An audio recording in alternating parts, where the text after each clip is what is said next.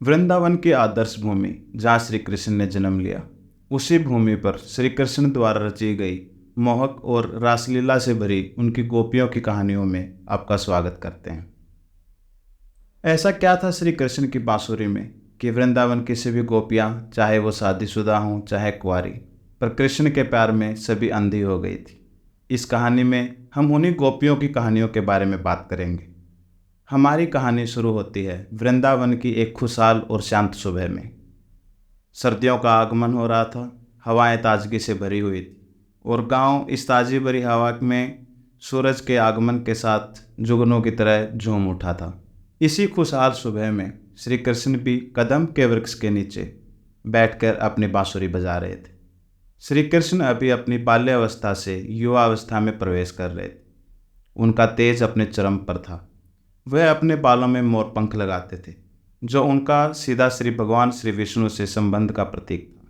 सभी जीव जंतु, वृंदावन के सभी लोग, गायें, बकरियां, हिरण, सभी कृष्ण की बांसुरी को सुनकर मंत्रमुग्ध हो रहे थे। उसी कदम के वृक्ष के पास जहाँ श्री कृष्ण अपनी बांसुरी बजाते थे, पास में एक झील थी। सभी गोपियाँ सुबह और शाम के समय वहाँ पर इकट्ठी होती थी। वे सभी गोपियाँ उस झील पर अपनी गुप्त बातों को साझा करने के लिए इकट्ठी होती थी, पर उनकी गुप्त बातें हमेशा श्री कृष्ण को लेकर ही होती थी। गोपियों की बातों से हमें पता लगता था कि वो कृष्ण से कितना प्यार करते हैं और क्यों वे श्री कृष्ण की बांसुरी की आवाज़ में एक बंध सी जाती हैं। इन्हीं बातचीतों के बीच में गोपियाँ वहाँ बैठ के श्री कृष्ण को छेड़ती थी और हंसी मजाक और चुटकुले करती थी। उस दिन भी झील के पास गोपियाँ इकट्ठा होती हैं और आपस में बातचीत करती हैं। उनकी बातें कुछ इस प्रकार हुई। एक गोपी कहती है, क्या तुमने कभी सोचा है कृष्ण के साथ समय बिताने से हमारे दिल की धड़कन तेज हो जाती है? दूसरी गोपी कहती है, हाँ यह सच है, उनकी मोहब्बत की हमारे दिल में एक अलग जगह है। पहली गोपी फिर से कहती है, वो बिना किसी संकोच के अपनी बांसुरी बजाते हैं और हमारे दिलों के सारे तंतु और मंत्रों को प्रेरित करते हैं। एक और गोपी कहती है, अरे सखियों, इन हिरणियों को तो देखो, ये बिना बोलने वाले पशु हैं, किंतु वे नंद महाराज के पुत्र श्री कृष्ण के पास तक पहुंच चुकी हैं। ये न केवल श्री कृष्ण तथा बलराम की वेशभूषा से खुश हैं, अपितु ये वंशी की ध्वनि सुनते ही अपने अपने पतियों समेत श्री भगवान की अत्यंत प्यार से देखकर सादर प्रणाम कर रही हैं। गोपियों को इन हिरणियों से ईर्ष्या होती थी, क्योंकि वे सब अपने पतियों समेत श्री कृष्ण की सेवा कर पाती थी। गोपियाँ अपने को इतना भाग्यशाली नहीं मानती थी, क्योंकि जब भी श्री कृष्ण के पास जाना चाहती थी तो उनके पति उनसे प्रसन्न नहीं होते थे। गोपियाँ कहती हैं, आकाश मार्ग से जाने वाले देवताओं की पत्नियाँ भी श्री कृष्ण की बांसुरी की धुन सुनकर मोहित हो जाती हैं। उनके केश पास स्थिर हो जाते हैं और उनकी कसी हुई पेटियाँ भी ढीली पड़ जाती हैं। एक गोपी कहती है, श्री कृष्ण की मुरली की ध्वनि सुनकर उनकी गायें भी मुग्ध हो जाती हैं या खुश हो जाती हैं। यह ध्वनि उन्हें अमृत वर्षा के समान प्रतीत होती है, जिसे संचित करने के लिए या जिसे ग्रहण करने के लिए वे अपने लंबे लंबे कानों को तुरंत फैला देती हैं। उनकी ध्वनि से मंत्रमुग्ध होकर बछड़े भी दूध नहीं पी पाते हैं। वे भी गायों के थन मुंह में दबाए हुए रह जाते हैं। वृंदावन की गोपियाँ श्री कृष्ण के प्यार में इतनी मुग्ध और इतनी मोहित हो गई थी कि एक समय ऐसा आया कि जब गोपियाँ कृष्ण के पैरों से उठी हुई धूल को उठाकर अपने चेहरे और अपनी छाती पर लेप लगाकर अपने आप को धन्य मान रही थी। इन सभी गोपियों की छाती उभरी हुई थी। वे काम शक्ति के अंदर अभिभूत हो गई थी, किंतु वे अपने अपने प्रेमियों द्वारा और पतियों द्वारा किए गए अपने सतन स्पर्श से खुश नहीं थी।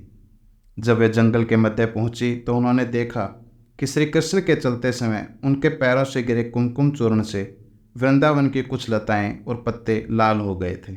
गोपियां उनके पैरों से गिरे हुए रंजित रज को अपनी छाती पर लगाती हैं। जब श्री कृष्ण और बलराम ग्वाल बालाओं के साथ वृंदावन के जंगल में होकर जाते हैं तो यह लाल चूर्ण वृंदावन की भूमि पर गिर पड़ता।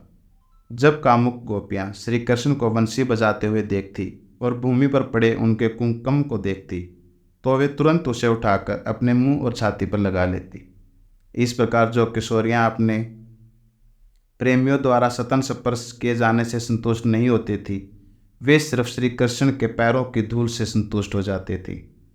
बात यह है कि सारी भौतिक वासनाएं श्री कृष्ण भावनामृत के संपर्क में आते ही खत्म हो जाते हैं। वृंदावन में इस समय सभी परिवार एक बड़े परिवार की तरह रहते थे। सबका साथ और सबकी देखभाल की जाती थी। कृष्ण और उनके साथी गायों के साथ अकेले खेत में जाते थे और वे हमेशा अपने साथ एक न्योली रखते थे। न्योली एक कॉटन के कपड़े की रस्सी होती है जिसका उपयोग गायों का दूध निकालते समय उनके पैरों को बांधने के लिए किया जाता है। वृंदावन के लोग उस समय खुशहाली से रहते थे। उनकी दिनचर्या में भगवान की भक्ति करना था और उनके जीवन में आनंद की खास जगह थी। श्री कृष्ण भगवान के वृंदावन में जन्म लेने के बाद से वृंदावन का मौसम और भी ज़्यादा खुशनुमा और आनंदमय हो गया था। उनकी उपस्थिति से हर इंसान के दिल में उम्मीद, खुशी और समृद्धि की भावनाएं बढ़ गई थी। यह कहानी हमें भगवान श्री कृष्ण की गोपियों के साथ प्यार और वृंदावन की समृद्धि की याद दिलाती है, जो श्री कृष्ण के समय इस खूबसूरत नगर में विद्यमान थी और आज भी विद्यमान है। श्री कृष्ण भगवान की अगली कहानी गोपियों के कपड़ों का चीरहरण सुनने के लिए हमारे चैनल से जुड़े रहिए और हमारे चैनल को लाइक, शेयर और सब्सक्राइब जरूर करें। जय श्री कृष्ण। राधे राधे।